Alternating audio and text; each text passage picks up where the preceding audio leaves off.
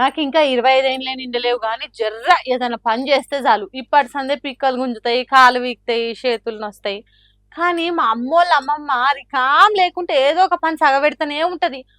నీ అబ్బాయి ముసల్దాన్ గింత బలం ఎక్కడికి వెళ్ళి వచ్చిందా అనుకుంటుంటి. కానీ అప్పటోళ్ళంతా అంత గట్టిపిండాలే అబ్బా అని ఇది చూస్తే తెలిసింది.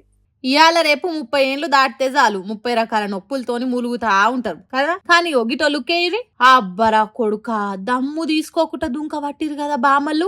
సారీ ఎనర్జెటిక్ లేడీస్ మరి ఇప్పటి పోరలకు పోటీగా దుంకుతుర్రు. అయినా కూడా ఆయాసం దమ్మును దరిదాపులలో కూడా రాణిస్తలేరు అవ్వలు. మళ్ళా వీళ్ళంతా పిల్లలతోని మన్మళ్ళు మన్మరాళ్లతోని కలిసి మెలిసి హాయిగా బతికేటోళ్ళు కూడా కాదు. పాపం వీళ్ళని చూసుకున్నాడు బరువయ్యి బుక్కెడు బువ్వ పెట్టలేక తీసుకుపోయి వృద్ధాశ్రమంలో అడేసినోళ్ళంతా ఇక అందరు ఒకటై ఖాళీగా ఉన్నప్పుడు ఇట్లా ఆడుతూ పాడుతూ హాయిగా కడమ జిందగీని ఎంజాయ్ చేస్తుర్రు. ఇగో ఈడ స్టేజ్ మీద పడుసు పోరలతోని సమానంగా ఆడుతున్నామే ఈల దోస్తేనట.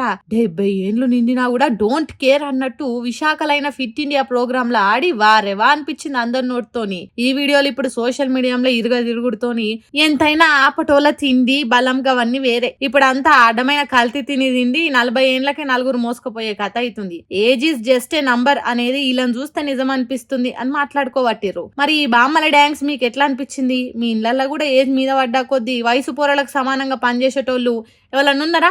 కామెంట్ చేయండి. మనుషుల రూపురేఖలు చూసి ఎట్లా అంటోడు మంచోడా షెడ్డోడా అనేది చెప్పలేం. పాత సినిమాలలో చూపెట్టినట్టు దొంగలు ముఖానికి ఇంత పెద్ద మచ్చ పెట్టుకొని గీతల టీషర్ట్ వేసుకొని ముంగట్టుకొస్తే గుర్తుపట్టేటట్టు లేరు దొంగలు.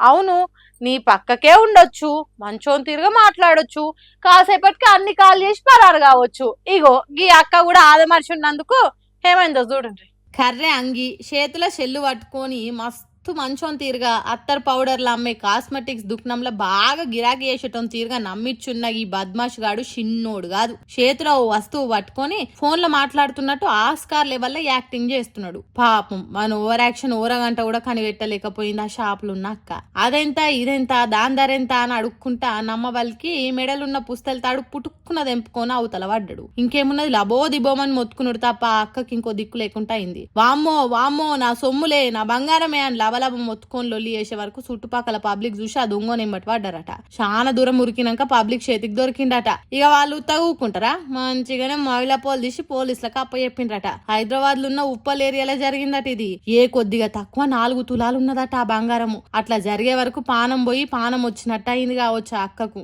పోలీసులు పోర్క ఎంక్వైరీ చేసి దొంగని కథ తెలుసుకుంటే కామారెడ్డి జిల్లా సదాశివనగర్ మండలం యాచారం ఊరు బానోత్ శ్రీనివాస్ అందేలిందట. చూడుండ్రి ఎసోంటి మనుషులు తయారైతున్నారు. కండ్లు మూసి తెరిచే లోపట్నే కాసులు మాయం చేస్తున్నారు. చింతాకు మందం కూడా భయం లేకుండా అవుతున్నారు జనాలు. 4 తులాల బంగారం అంటే ఈ కాలంలో 6 లక్షలు విలువ చేస్తది. ఒకవేళ తప్పించుకొని పోతే ఈ అక్క ఎంత ఏడ్చునో ఏమో కదా. ఓసార్లు పోలీసార్లు ఇంకోసారి ఇసొంటి ఆలోచన ఎవ్వలకు రాకుండా మంచి ట్రీట్మెంట్ ఇయ్యండ్రు సారు. లేకుంటే జనాలు మంగళ సూత్రాలు ఎప్పుడు మాయమైతాయో తెలియక భయపడే కథ అవుతుంది.